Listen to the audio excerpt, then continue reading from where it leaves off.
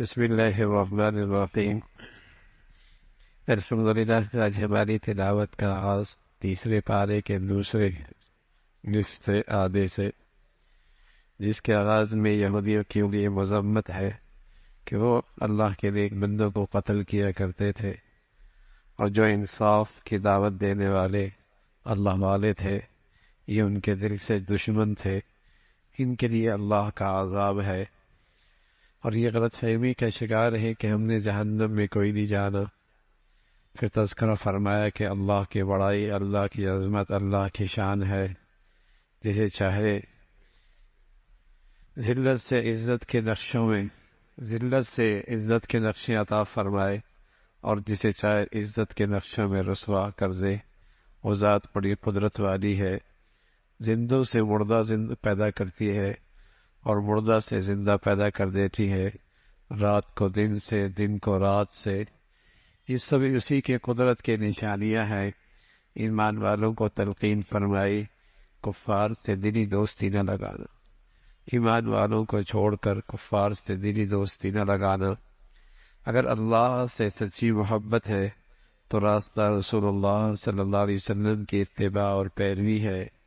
یہی وہ راستہ ہے، تم اللہ کے محبوب بن سکتے ہو اور اللہ تمہاری خطاؤں کو معاف فرما دیں گے۔ پھر حضرت عمران کا تذکرہ ہے۔ ان کے اہلیہ بھی بڑی نیک خاتون تھی، انہوں نے بہت عرصہ ہوا ان کی اولاد نہیں ہو رہی تھی، پھر اللہ کے سامنے انہوں نے نظر مانی، اے اللہ اولاد دے دے، بیٹا دے دے، میں تیرے بھائی کی خدمت کے لیے اسے وقف کر دوں۔ یہ بڑے اعزاز کی بات ہوتی تھی، کسی گھر، کسی خاندان، کسی کنبہ، کسی خاندان کا کوئی فرد اللہ کے گھر کی خدمت کرتا ہو، یہ بڑے اعزاز کی بات ہوتی۔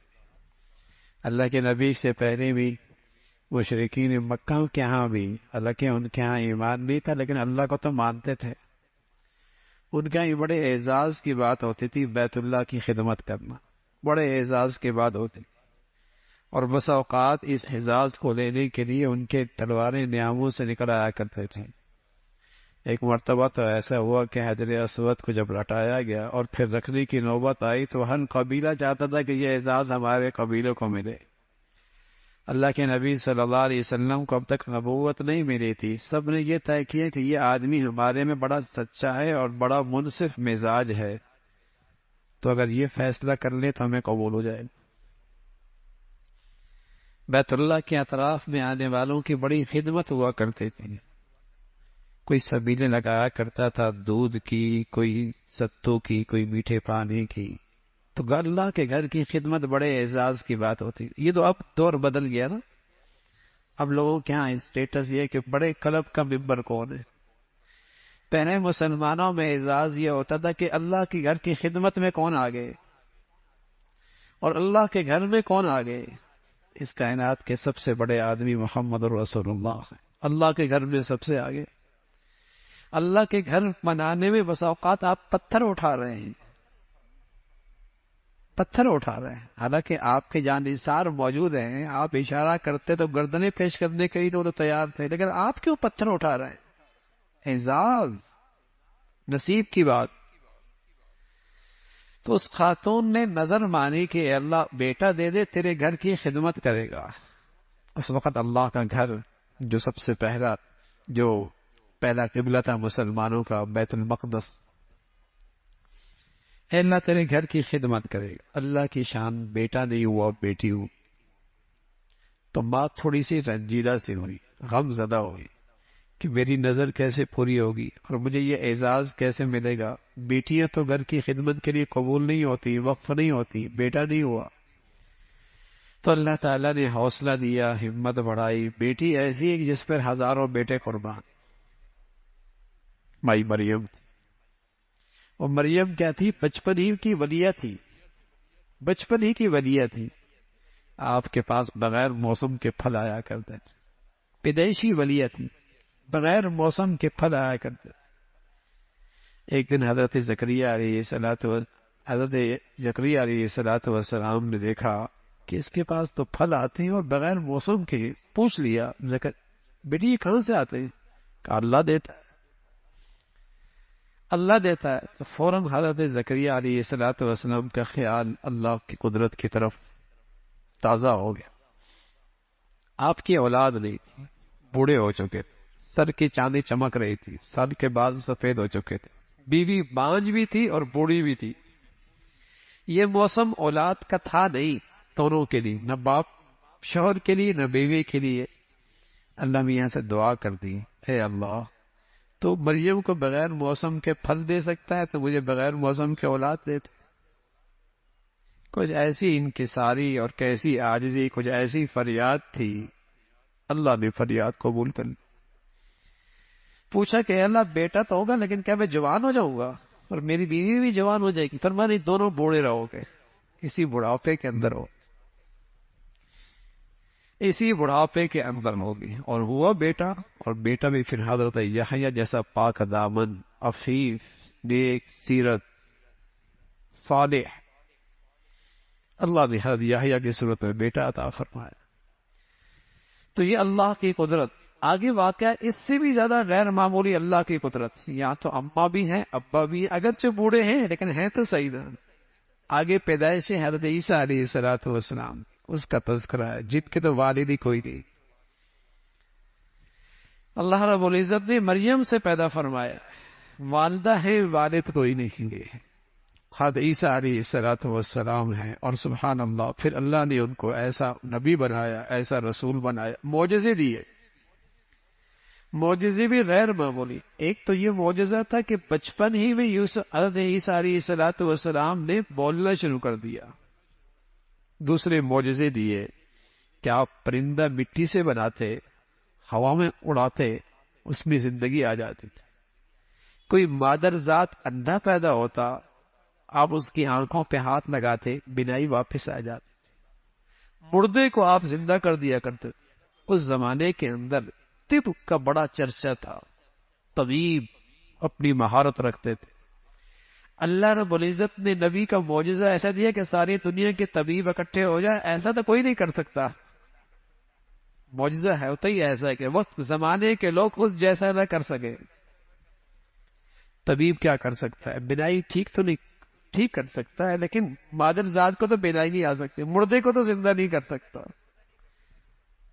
لیکن اللہ نے حدیث علیہ الصلوۃ والسلام کو یہ سارے معجزے عطا فرمائے۔ یاد رکھیے گا، معجزہ اللہ کا قدرت کا شکار ہوتا ہے، اللہ کی قدرت ہوتی، نبی کے ہاتھ پہ ظاہر ہوتا ہے، نبی کے اختیار میں نہیں ہوتا۔ جب چاہے کوئی معجزہ دکھا دے، جب چاہے کوئی ولی کرامت دکھا دے، ایسا نہیں ہے۔ قدرت اللہ کی، آپ کی سچائی کے لیے، آپ کی سچائی کے اعلان کے لیے اللہ اس قسم کے معجزات دکھاتے ہیں، اپنے نبیوں کو دیتے ہیں۔ ہمارے نبی صلی اللہ علیہ وسلم کو بڑے غیر معمولی معجزے ملے، غیر معمولی معجزے ملے۔ ایک مرتبہ آپ نے انگلی ڈالی پانی میں اور بڑے لشکر نے پانی پی لیا، پانی ختم کوئی نہیں ہوا۔ ایک روایت میں آتا ہے ابراہیم ابو ہریرہ رضی اللہ تعالیٰ بھوک میں تھے، آپ علیہ الصلوۃ والسلام نے دیکھا کہ طالب علم تھے، یہ صفہ کے طالب علم تھے۔ نبی علیہ الصلوۃ والسلام کا پہلا تعلیمی ادارہ، دینی تربیت کا ادارہ تھا صفہ۔ یہ کماتے وقاتے کچھ نہیں تھے، بس جو بھیج دیتا تھا اس پہ گزارا ان کا ہوا کرتا تھا۔ تو آپ نے دیکھا کہ بھوک ہے، ساتھ گھر لے گئے تو ایک برتن میں دودھ موجود ہے۔ حضرت ابو ہریرہ خود فرمانے لگے میں خوش ہو گیا، پیٹ بھر جائے گا۔ اتنے میں اللہ کے نبی صلی اللہ علیہ وسلم فرمایا جتنے صفہ میں طلباء ہیں نا سب کو بلا لو، سب کو بلا لو۔ فرمایا میرے خیال میں آیا کہ تھا ہی تھوڑا سا، جب سب کو بلاؤں گا تو ظاہر ہے مجھے سب سے آخر میں ملے گا، میرے کیا بچے گا۔ لیکن اللہ کے نبی صلی اللہ علیہ وسلم کا حکم تھا، میں سب کو بلا کے لیا، وہی سے کہا پلاؤ ان کو۔ اب میں ڈول لے کے پلا رہا ہوں، ایک کو پلایا، دوسرے کو پلایا، تیسرے کو ملایا، دسیوں کو پلایا، ڈول کا دودھ ختم نہیں ہو رہا۔ جب میری باری آئی کہا پیو، میں نے پیا، کہا اور پیو، اور پیا، پھر کہا اور پیو، میں نے اور پیا۔ جب پھر فرمایا کہ اور پیو، میں نے کہا یا رسول اللہ اب گنجائش نہیں۔ پھر حضور علیہ الصلوۃ والسلام نے اسے پیا اور پھر ختم ہوا۔ معجزہ۔ اور بھائی وہ تو سارے معجزے آئے اور چلے گئے، لیکن قرآن کا معجزہ آپ نہیں دیکھا، صدیاں ہو گئی ہیں بھائی، اس کے ایک نقطے میں فرق نہیں ہے۔ اور اس معجزے کو نہیں دیکھتے. معصوم سا بچہ جس کی عمر 7 سال 8 سال، وہ بھی اپنے سینے میں محفوظ کر لیتا ہے. مجالے آگے والا غلط پڑے، پیچھے سے لقمہ دے گا، پیچھے سے غلطی بتائے گا. تو اللہ کے نبی صلی اللہ علیہ وسلم کو معجزے ملے. حضرت عیسیٰ علیہ الصلوۃ والسلام کے یہ معجزے تھے. پھر عیسائی یہودی آپ کے جانی دشمن، جانی دشمن، آپ کو شہید کرنے کی انہوں نے سازش کی. لیکن اللہ اللہ ہے، انہوں نے تدبیر کی، اللہ نے بھی تدبیر کی، اللہ کی تدبیر غالب آ گئی. یہودیوں کا عقیدہ ہے کہ ہم نے قتل کر دیا، اور پھر قبر پھٹی، اور پھر آپ آسمانوں پہ چلے گئے. عیسائیوں کا عقیدہ ہے آپ کو سولی دے دی گئی. مرزائی، قادیانی، جھوٹے نبی کے پیروکار، کافر، مرتد، ان کا عقیدہ یہ ہے کہ عیسیٰ علیہ الصلوۃ والسلام زخمی ہو گئے، پھر کشمیر چلے گئے، وہاں ان کا علاج ہوا، پھر وہیں ان کی زندگی ختم ہو گئی، وہیں مر گئے. مسلمانوں کا عقیدہ جو قرآن نے بتایا، عیسیٰ علیہ الصلوۃ والسلام کو اللہ نے زندہ آسمانوں پہ اٹھا دی، اور قرب قیامت میں پھر دنیا میں تشریف لائیں گے اور پیارے نبی کی شریعت پہ عمل کریں گے. قرآن نے یہی بتاتا کہ یہودیوں نے سازش کی شہید کرنے کی، اللہ کی تدبیر غالب آ گئی، اللہ نے آسمانوں پہ اٹھایا، اللہ تعالیٰ نے آسمانوں پہ اٹھایا، اس کا تذکرہ فرمایا. پھر وہ نجران کے جو عیسائی آئے تھے، آپ سے بحث کر رہے تھے، دلائل سے تو وہ مان نہیں رہے تھے عیسیٰ علیہ الصلوۃ والسلام کے بارے میں جو سچائی تھی. تو اللہ کے حکم سے رسول اللہ صلی اللہ علیہ وسلم نے ان سے کہا ایسا کرتے مباہلہ کر پائے. مباہلہ یہ ہوتا ہے کہ تم بھی اپنے گھر والوں کو بلاؤ، میں بھی اپنے گھر والوں کو بلاتا ہوں، ایک میدان میں اکٹھے ہو جاتے ہیں، اللہ سے دعا کرتے ہیں، اے اللہ جو ہم سے جھوٹا ہے اس پہ تو لعنت دے. یہودیوں کے اس وقت میں ان کے مذہبی پیشوا بھی موجود تھے. انہوں نے کہا نہیں یہ نہیں کرنا، مارے جاؤ گے. اس کا تذکرہ فرمایا. پھر فرمایا ان لوگوں کو دعوت دو اس کلمے کی جس کلمے کو عیسیٰ علیہ الصلوۃ والسلام بھی لے کے آئے، موسیٰ علیہ الصلوۃ والسلام بھی لے کے آئے، جس کلمے کا تذکرہ تورات میں بھی ہے، انجیل میں بھی ہے، توحید کا کلمہ ہے. انہیں اس کلمے کی طرف دعوت دو اور انہیں بتاؤ کہ ابراہیم علیہ الصلوۃ والسلام یہودی نہیں تھے، نصرانی نہیں تھے، وہ تو مخلص اور یکسو ہو کر مسلمان تھے. اس کا تذکرہ فرمایا. پھر فرمایا یہودی یہ سازش کرتے ہیں اور چاہتے ہیں جیسے یہ خوب گمراہ ہے، مسلمان بھی ایسے ہی گمراہ ہو جائے. مسلمانوں کی زندگی میں یہی گمراہی ہے. یہ بس اوقات اسلام لاتے ہیں لیکن سازشی انداز میں، کہ صبح اسلام لے آؤ، شام کو اسلام سے انکار کر دو، تاکہ سادہ لوگ مسلمان بھی ان کی پیروی کرنے لگ جائے اور وہ بھی اسلام سے مرتد ہو جائیں. یہ ان کے سازشوں کا تذکرہ فرمایا. پھر اللہ رب العزت نے فرمایا کہ اللہ نے تو پیغمبروں سے عہد لیا تھا کہ اگر آخری نبی آئے گا تو اس کے پیروکار بننا. در حقیقت ان پیغمبروں کی امتوں کو تلقین ہے کہ آخری نبی کی پیروی کرنا سب کی فلاح اور نجات ہے. اب نجات کا راستہ ایک ہی ہے اور وہ محمد رسول اللہ صلی اللہ علیہ وسلم کی اتباع ہے. اللہ رب العزت کو جو دین پسند ہے وہ صرف دین اسلام. جو بھی اپنی غلطیوں پہ توبہ کرے گا، اپنی اصلاح کر لے گا، اللہ معاف فرما دے گا. اس اسلام کی قدر و قیمت کیا ہے؟ اللہ میاں نے بتایا کل قیامت میں نجات نہیں ہو، چاہے اس مسجد سے بھرا سونا بھی دے دو، بلکہ اس ملک کے بقدر سونا بھی دے دو.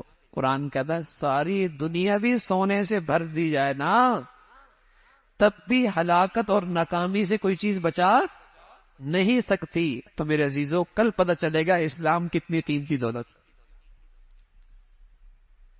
فرمایا ساری دنیا دولت، ساری دنیا زمین و آسمان کی یہ ساری فضا سونے سے بھر جائے تب بھی نجات نہیں ملے گی. نجات کی شکل کیا ہے؟ اسلام کی زندگی، اسلام پہ خاتمہ. تب اندازہ ہوگا نعمت اسلام کیا دولت ہے. اللہ ہمیں قدردانی نصیب فرما دے. اللہ تعالیٰ ہمیں اس کی قدردانی نصیب فرما دے. میرے عزیزو چونکہ آج کی منڈیوں میں یہ دولت چلتی نہیں نا، تو پیدائشی مسلمانوں کو بس اوقات اس کی قدر بھی نہیں ہوتی. جن کا اسلام پہ کچھ لگا نہیں تو انہیں اس کی اہمیت اور عظمت بھی نہیں ہوتی. اور بس اوقات مسلمانوں کی اولادیں مسلمان نہیں رہتے، مسلمانوں کی اولادیں اسلام کے بارے میں شک میں مبتلا ہیں،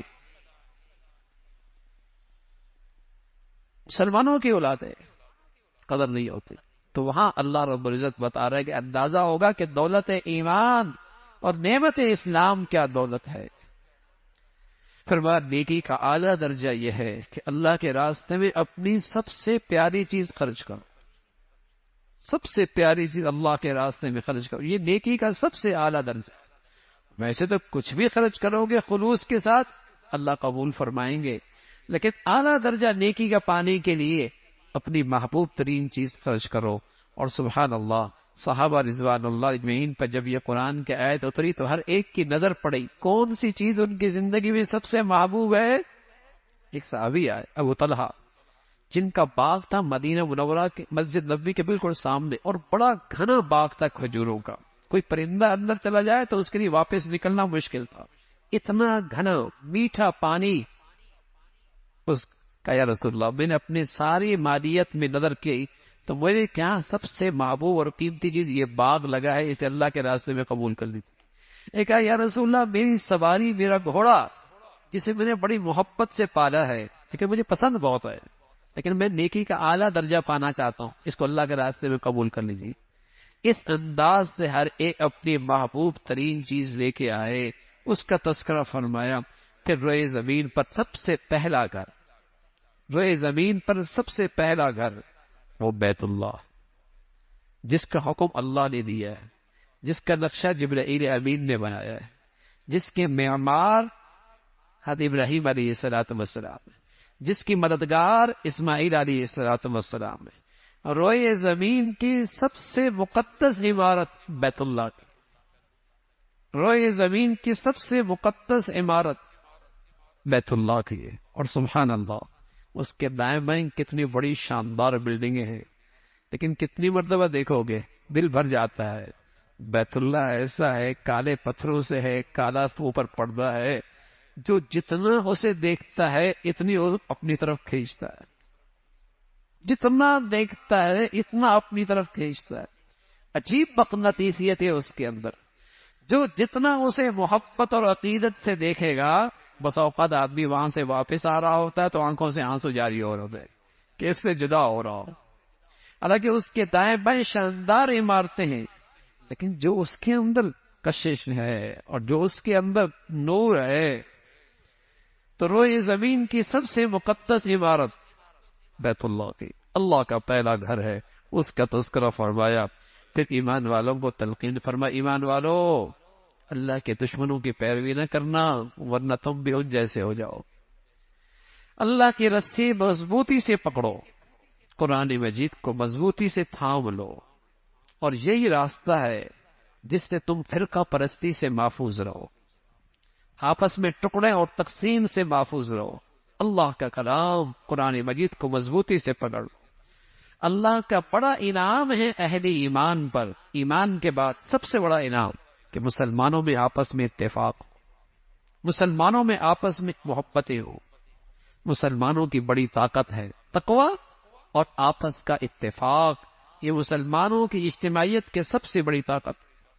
لیکن آج اسی طاقت کے خلاف ساری سازشیں، کہیں رنگ ہے، کہیں نسل ہے، کہیں برادری ہے، کہیں زبان ہے، کہیں وطنیت ہے، کہیں صوبائیت ہے، کوئی ذات ہے، پتہ نہیں کیا کیا بلائیں ہیں، اور نتیجہ کیا ہے کہ مسلمان ایک دوسرے سے نفرت کرنے والا، مسلمان ٹکڑیوں میں تقسیم ہے، آج تقسیم در تقسیم ہے۔ پھر فرمایا مسلمانوں میں ایک ایسی جماعت ہونی چاہیے جو خیر کی دعوت دینے والی ہو، بھلائی کی طرف بلانے والی ہو، جس کی زندگی کا مقصد ہی یہی ہو۔ یہی فلاح کا راستہ ہے، قیامت کا دن آنے والا ہے جہاں نیکیوں والوں کے چہرے چمکتے ہوں اور برائیوں کرنے والوں کے چہرے سیاہ ہوں گے۔ اللہ نے اس امت کو بڑی عظیم و شان امت بنایا ہے، اس لیے کہ اس امت کی خصوصیت تھی، جیسے پیغمبر انسانیت کے نفع کے لیے دنیا میں آتے ہیں، یہ امت بھی انسانیت کے نفع کے لیے پیدا ہو، اور سب سے بڑا نفع آخرت کی فلاح کا راستہ دکھانا، آخرت کی کامیابی کا راستہ دکھانا، سب سے بڑا نفع کا راستہ یہ۔ پھر فرمایا سارے اہل کتاب ایک جیسے نہیں ہیں، کوئی انصاف پسند بھی ہے جو قرآن پر ایمان لے آتے ہیں، رسول پر ایمان لے کے آتے ہیں، ان کی تعریف فرمائی، برائیوں سے روکتے ہیں، اچھائیوں کی طرف بلاتے ہیں، ایمان والوں کی تلقین ایمان والوں کبھی کفار کو اپنا مشیر مت بناؤ اور ان کو رازدار مت بناؤ، اس لیے کہ وہ کبھی تمہارے لیے دل سے خیر خواہ نہیں ہو سکتے۔ اگر کافر اپنی کفر پر پکا ہے وہ کبھی مسلمانوں کا خیر خواہ نہیں ہو سکتا۔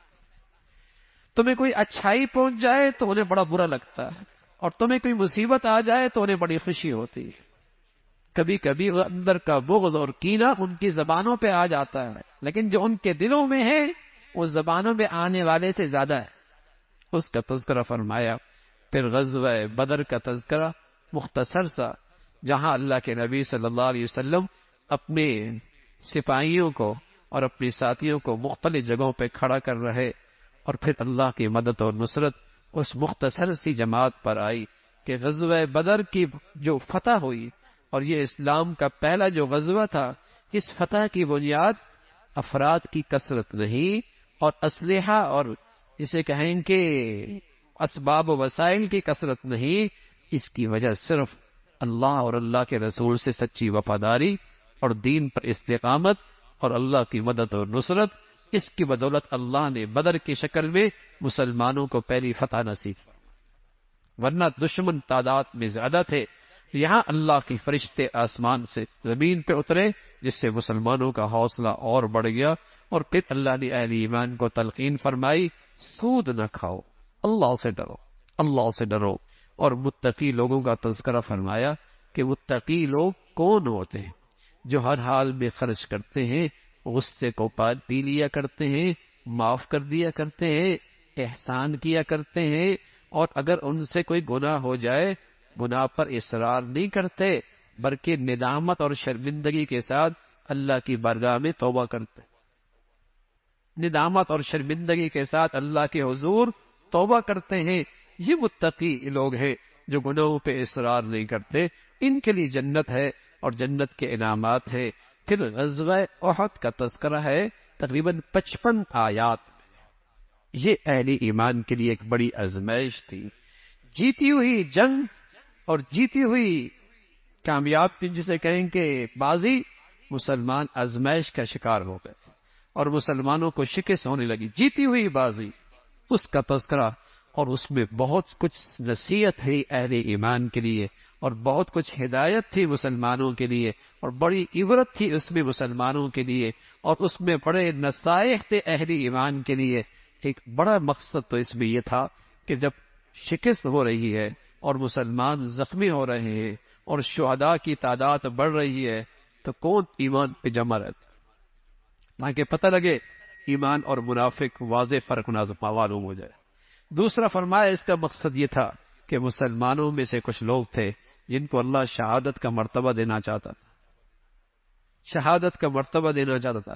اور تیسری بات فرمائی کہ میدانوں کے اندر یہ چیز ہوتی ہے، کبھی کوئی جیتتا ہے، کبھی کوئی جیتتا ہے، کبھی کوئی جیتتا ہے، کبھی جوتا ہے، یہی تو آزمائش ہے، یہی تو آزمائش ہے۔ اس کا تذکرہ فرمایا، لیکن ساتھ فرمایا ایمان والو، اگر تم ایمان کے تقاضے پورے کرو گے، کامل طور پہ ایمان کے تقاضے کرو گے، تو غالب تم ہی رہو، وَأَنْتُمُ الْأَعْلَوْنَ إِن كُنتُم مُؤْمِنِينَ، ایمان والو غالب تم ہی رہو گے اگر تم نے ایمان کے تقاضے پورے کیے۔ آج جو ذلت اور رسوائی ہے اس کی وجہ یہ ہے آج مسلمان دینی ایمانی زندگی سے بہت دور جا چکا ہے۔ فرمایا وَلَا تَهِنُوا وَلَا تَحْزَنُوا، غم نہ کرو، ہمت نہ ہارو، تم ہی سر بلند رہو گے اگر ایمان کے تقاضے پورے کیے۔ اگر آج ان کو زخم لگا ہے، اس سے پہلے انہیں بھی تو زخم لگے ہیں، اور تم میں سے اللہ میاں بہت ساروں کو شہادت کا مرتبہ دینا چاہتا ہے۔ آپ علیہ الصلوۃ والسلام کے بارے میں خبر آ گئی کہ آپ شہید ہو گئے، جس سے مسلمانوں کے تاکہ حوصلے پست ہو جائیں۔ ان کو چاہت، ان کی سازش یہ تھی، لیکن اللہ رب العزت نے اس کو مسلمانوں کی تربیت کا ایک اصول بنا دیا اور مسلمانوں کو تلقین فرمائی کہ محمد صلی اللہ علیہ وسلم بھی دیگر رسولوں کی طرح ایک رسول ہیں، جیسے پہلے آئے تھے آپ بھی چلے جائیں گے، لیکن کیا آپ چلے جائیں گے، آپ دین چھوڑ دیں گے؟ دین تو نہیں چھوڑنا، تم تو محمد رسول اللہ صلی اللہ علیہ وسلم کے بارے میں عقیدہ رکھو کہ جیسے پہلے رسول آئے آپ بھی تشریف لے جائیں گے۔ اسی کا تذکرہ فرمایا۔ پھر اللہ اور اللہ کے رسول کی اطاعت ہے۔ جب مسلمانوں کو احد کے موقع پہ شکست سے دوچار ہونا پڑا اور 70 ساتھی شہید ہوئے، جن میں حضرت حمزہ رضی اللہ تعالیٰ عنہ بھی ہیں، جو سید الشہداء ہیں، آج بھی احد میں ان کی قبر موجود ہے، آج بھی وہاں ان کی قبر موجود ہے۔ بڑی مسلمانوں پر ایک آزمائش آئی، جیتی ہوئی جنگ مسلمانوں کے لیے شکست کا باعث بن گئی، لیکن جیسے ہی یہ حالات آئے اللہ نے کفار کے دل میں رعب ڈالا، وہ بھاگ کھڑے ہوئے۔ بعد میں جب دور جا کے پہنچے تو انہیں خیال آیا کہ اچھا موقع تھا، آج اسلامی فوج کو بالکل نیست و نابود کر دیتے اور ان کو ملیا میٹ کر دیتے۔ واپس آنے لگے۔ جیسے ہی واپس آنے لگے، ادھر اللہ کے نبی صلی اللہ علیہ وسلم کو اللہ نے بتا دیا کہ وہ آ رہے ہیں، تو آپ نے اپنا لشکر تیار کیا اور آپ نے اعلان کر دیا کہ جو ساتھی احد میں شریک تھے دوبارہ میدان کے لیے تیار ہو جائیں۔ سبحان اللہ، 70 ساتھیوں کو ابھی ان کی تدفین ہوئی، باقی ساتھی زخموں سے دوچار ہیں اور باقی تھکاوٹ اپنی جگہ پر، لیکن وہ اللہ کے نبی کے مخلص وفادار پھر ساتھ کھڑے ہو گئے، اور تقریباً مدینہ سے 7 کلومیٹر دور ایک مقام تھا حمراء الاسد، وہاں تک پہنچے، لیکن اللہ رب العزت نے کفار کے دل میں ایسا رعب ڈالا وہ بھاگ نکلے، اور اللہ رب العزت نے مسلمانوں کو وہ فتح نصیب فرمائی، اس کا تذکرہ اور پھر اہل ایمان کی تعریف فرمائی۔ لیکن ایسے موقع پہ جب مسلمانوں کی شہداء کی تعداد زیادہ ہوئی اور مسلمان زخمی بھی زیادہ ہوئے، جیتی ہوئی جنگ آزمائش کے شکار ہو گئے، تو اس موقع پہ منافقین کو سازش کرنے کا موقع مل گیا اور انہوں نے پروپیگنڈا شروع کر دیا۔ ہم نہیں کہتے تھے نہ جانا، ہم نہیں کہتے تھے کہ مارے جاؤ گے، ہم نہیں کہتے تھے کہ اگر ہماری طرح تم عقل سے کام لیتے تو آج محفوظ ہوتے اور اتنا نقصان نہ اٹھانا پڑتا۔ تو اللہ رب العزت نے ان منافقین کو جواب دیا، موت تو تمہارے گھر میں بھی آ جائے گی، موت تو تمہارے محفوظ قلعوں کے اندر بھی آ جائے گی، اور اگر آئے گی تو کون ہے تمہیں موت سے بچانے والا، اس کا تذکرہ فرمایا۔ اور پھر اللہ رب العزت نے اہل ایمان کے لیے سفارش فرمائی کہ جن سے یہ غلطی ہو گئی، جہاں آپ نے پہاڑ پہ کھڑا کیا تھا وہ وہاں سے نیچے اتر آئے تھے، جس سے مسلمان شکست سے دوچار ہوئے، ان کی دل جوئی کیجیے، انہیں معاف کر دیجیے، انہیں درگزر کیجیے، اس کا تذکرہ فرمایا۔ پھر اللہ رب العزت نے اہل ایمان سے کہا، ایمان والو تم اپنی نبی کی اتباع کیا کرو اور اپنی نبی کی پیروی کیا کرو، اور ساتھ ان کی مذمت فرمائی۔ جو لوگ مالوں کو اکٹھا کرتے ہیں اور سمجھتے ہیں کہ مال میں بخل کرنا ہمارے لیے بہتر ہے، فرمایا بہتر نہیں ہے، یہ تمہارے حق میں شر ہے، اس کا تذکرہ فرمایا۔ اور پھر ان لوگوں کا تذکرہ، یہودی جب مسلمان کسی دین کے کام کے لیے وسائل اکٹھا کرتے تھے اور مال اکٹھا کیا کرتے تھے، تو یہودی پروپیگنڈا کرتے تھے کہ مسلمانوں کا خدا غریب ہو گیا، اس لیے مسلمان مال اکٹھا کر رہے۔ اللہ رب العزت نے فرمایا ہم نے ان کی بات سن لی ہے، ہم نے ان کی بات سن لی ہے اور ہم انہیں عذاب دیں گے، اور اس کا تذکرہ فرمایا، اور ساتھ فرمایا کہ اصل کامیابی یہ ہے، حقیقی کامیابی یہ ہے کہ کوئی آدمی موت کے بعد جہنم سے بچ جائے اور جنت میں چلا جائے، اصل کامیابی یہی ہے۔ باقی دنیا ایک آزمائش کی جگہ ہے، ایک دھوکے کی جگہ ہے، کفار کی طرف سے تو پر مختلف قسم کے تکالیف آئیں گی، زبانی، تمہارے جان کے بارے میں، مال کے بارے میں، ذات کے بارے میں، لیکن تم صبر اور تقوی سے کام لینا، یہ تمہارا کچھ نہیں بگاڑ سکتے۔ پھر اللہ رب العزت نے فرمایا حقیقی عقل مند وہی ہے جو اللہ کی قدرت میں غور و فکر کر کے اللہ کا قرب پاتا ہے۔ اور پھر ایمان والے کی وہ مناجات جو وہ اللہ سے دعائیں کرتے ہیں، اس کا تذکرہ فرمایا، اور اہل ایمان کے بارے میں فرمایا کہ ایمان والو تم کفار کی ظاہری ترقی سے دھوکہ نہ کھاؤ، حقیقت میں کامیابی وہی ہے جو ایمان اور اعمال صالحہ کے بعد آخرت میں تمہیں نصیب ہوگی۔ اور ایمان والوں کو چند اصول بتائے، ہمیشہ صبر سے کام لینا اور دین پہ جمے رہنا اور اپنی دینی سرحدوں کی حفاظت کرنے میں چوکنا اور ہوشیار رہنا اور تقوی اختیار کرنا، بس تم کامیاب ہو جاؤ گے، بس تم کامیاب ہو جاؤ گے۔ اللہ رب العزت عمل کی توفیق نصیب فرمائے۔